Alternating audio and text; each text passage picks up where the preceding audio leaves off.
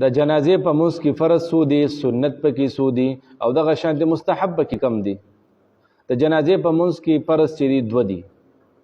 یو فرض په هغې کې تکبیرات دي، یعنی څلور تکبیرونه دا ویل، الله اکبر الله اکبر الله اکبر الله اکبر. دا څلور واړه تکبیرونه د جنازې په منځ کې ویل دا فرض دي.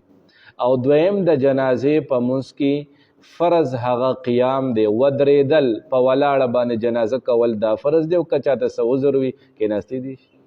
سنت په جنازه کې درې دي. اول چې مونږ الله اکبر وای دی نه پس چې کوم دعا وای سبحانك اللهم، دا دعا ویل سنت دی. بیا چې دویم تکبیر امام وای الله اکبر، دی نه پس چې کوم دعا وای اللهم صل علی محمد، دا ویل هم سنت دی. او دغه شانتې دریم تکبیر چې امام وای د هغې نه پس دعا ویل اللهم اغفر لحینا، د نارینا او د زنانه چې کوم بالغ وي د هغوی دپاره اللهم اغفر لحینا دعا ویل دا سنت دی. او دغه شانتې که ماشوم وي د هغې دپاره دعا اللهم اجعله لنا فرة وجعله لنا اجرا وذخرا وجعله لنا شافعا ومشفعا.